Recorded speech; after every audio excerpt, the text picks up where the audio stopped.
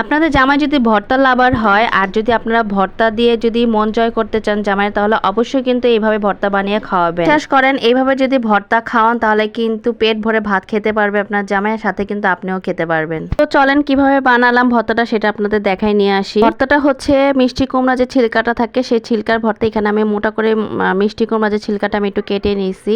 আর এখানে হচ্ছে পেঁয়াজ, তারপর রসুন, কাঁচা মরিচ, তারপর হচ্ছে ধনেপাতা দিয়ে নিছি। আর এগুলা পানি দিয়ে একটু সবগুলা উপকরণ সিদ্ধ করে নিছি। দেখো আবার শুকনা মরিচ দিয়েও বানায়। শুকনা মরিচ দিয়ে বানালে ভর্তাটা একটু কালো কালো কালার হয়ে যায়। আর এখানে আমি হিতল শুটকি নিয়ে নিছি।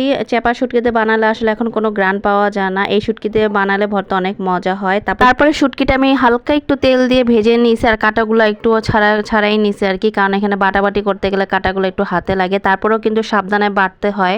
তারপর হচ্ছে বাটাবাটির পালা। এখন আমি হচ্ছে সবগুলো বেটে নিতেছি আগে, কারণ শুটকিটা একটু পরে বাটবো, আগে এগুলো বেটে নিতেছিলাম। কারণ শুটকির মধ্যে হচ্ছে একটু কাটা থাকে, তাই একটু সাবধানতা ভাবে একটু বাটাবাটি করতে হয়। এরপর হচ্ছে লবণ দিয়ে দিলাম। লবণটা দিয়ে ভালো মতো এখানে মেখে নিলাম ভর্তাটা ভালো মতো মাখলে আর বেশি মজা হয়। হাত দিয়ে মাখামাখি করলে একটু বেশি মজা হয় আমার কাছে মনে হয়। এরপরে হচ্ছে এখন খাওয়ার পালা। আর আমি কিন্তু একটু পাটা দিয়ে মানে কোনো বাটাবাটির ভর্তা করলে অবশ্যই কিন্তু পাটা পুছা মানে ভাতটা খাবো। এই ভাতটা কিন্তু খেতে আমার কাছে এত ভালো লাগে। আপনাদের কাছে কেমন লাগে এটা অবশ্যই কমেন্ট করে জানাবেন। আর আমি সবসময় এরকম পাটা পুছে ভাত খাই ভর্তা বানালে।